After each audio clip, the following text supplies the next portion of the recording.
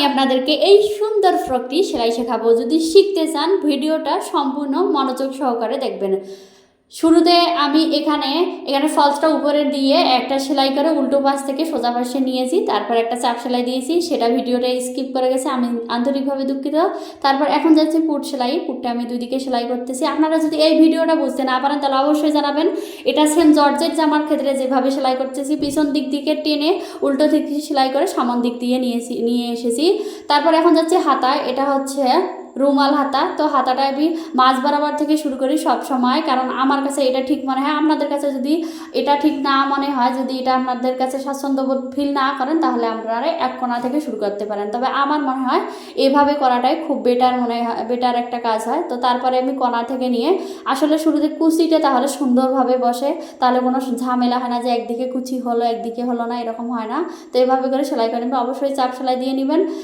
তারপরে এইভাবে করে ডাবল সেলাই দিয়ে নেবেন। তারপরে এইভাবে করে মুড়িটা সেলাই করে নেবেন, মুড়িটা সেলাই করে নেবেন এভাবে সুন্দর করে। অবশ্যই মনে রাখবেন কিভাবে আমি সেলাই করতেছি, এই কাপড়টা খুলবে না, সেজন্য আমি এটা সেলাই পরে করে নিচ্ছি, আপনারা চাইলে আগে করে দেবেন। তারপর এইভাবে কোমরের জায়গাটায় কাপড়টা বসিয়ে নিচ্ছি, কারণ যাতে সরে না যায়।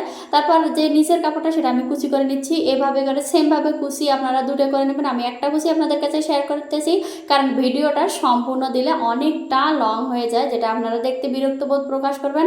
তারপর এভাবে করে কোমরের জয়েন্টের উপরে বসিয়ে নিচ্ছি। আমি চাইলে এখানে ফলসটা উপরে বসাতে পারেন, আগেই বসিয়ে নিতে পারি, সাথে একসঙ্গে সেলাই করতে পারেন, কিন্তু আপনারা এভাবে করে সেলাই করে নেবেন তাহলে ভালো হবে।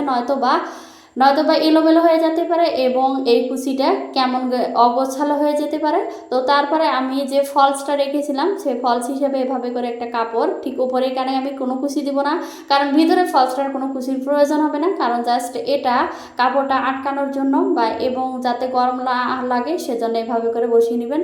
তারপর ওই কুচিটার নিচটা আমি এভাবে মুড়িয়ে নিচ্ছি উল্টো দিক থেকে। তারপর এখন চলে যাচ্ছে সাইড সেলাই, সাইডটা এভাবে করে সুন্দর করে সেলাই করে নেবেন।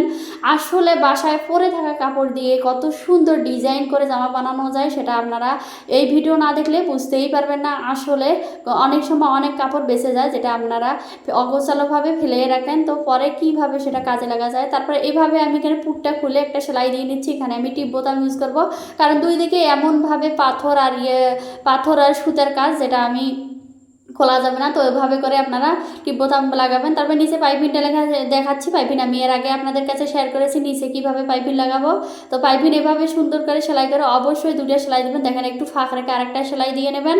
তারপরে আমার জামাটা তৈরি হয়ে গেল। এখন আমি আপনাদেরকে ফাইনাল লুকটা দেখাবো জামাটা। তো আজকের মতো ভালো থাকবেন, সুস্থ থাকবেন, আল্লাহ হাফেজ।